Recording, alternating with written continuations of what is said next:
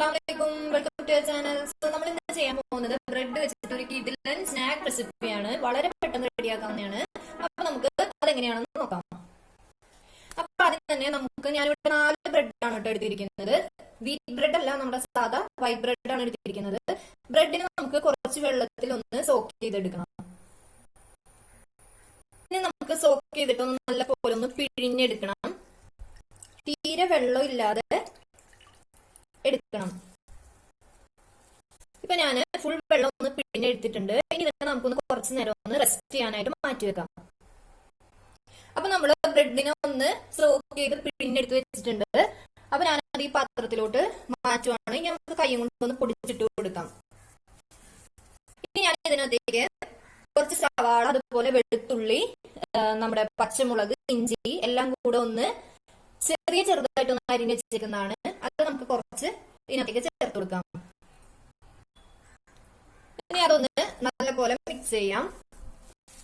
ഇനി നമുക്ക് ഇതിനകത്തേക്ക് പാകത്തിന് മുളക് പൊടി ചേർത്ത് കൊടുക്കാം. അപ്പൊ ഏകദേശം ഞാനൊരു 1/4 ടീസ്പൂൺ മുളക് പൊടിയാണ് ചേർത്തിരിക്കുന്നത്. ഇനി ഇതൊന്ന് നല്ലപോലെ മിക്സ് ചെയ്തെടുക്കാം.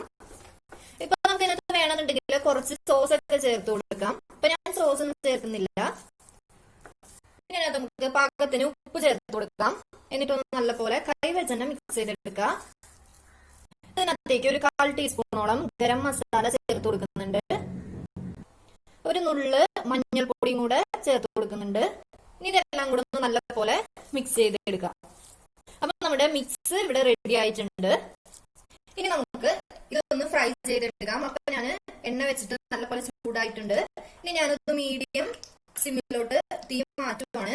ഇനി നമുക്കിത് ചെറിയ ചെറിയ ബൗളുകളാക്കി കൈ കൊണ്ട് തന്നെ ഷേപ്പ് ഇതെടുത്തിട്ടാണ് ഞാൻ ഇടുന്നത്. നമുക്ക് ഏത് ഷേപ്പിൽ വേണമെങ്കിലും ഇട്ട് കൊടുക്കാം.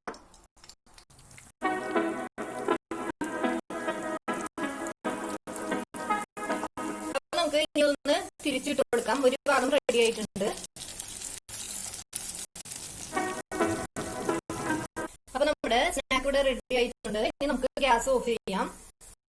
അപ്പൊ നമ്മുടെ സൂപ്പർ റെസിപ്പി ഇവിടെ റെഡി ആയിട്ടുണ്ട്. അപ്പൊ എല്ലാവരും ഇത് വീട്ടിൽ ട്രൈ ചെയ്ത് നോക്കുക. ഇഷ്ടപ്പെട്ടിട്ടുണ്ടെന്നുണ്ടെങ്കിൽ ലൈക്ക് ചെയ്യുക, ഷെയർ ചെയ്യുക, സബ്സ്ക്രൈബ് ചെയ്യുക. സോ നമുക്ക് ഇനിയും അടുത്ത വീഡിയോ ആയിട്ട് കാണാം. അതുവരെയും താങ്ക്സ് ഫോർ വാച്ചിങ്. അസ്സലാമു അലൈക്കും.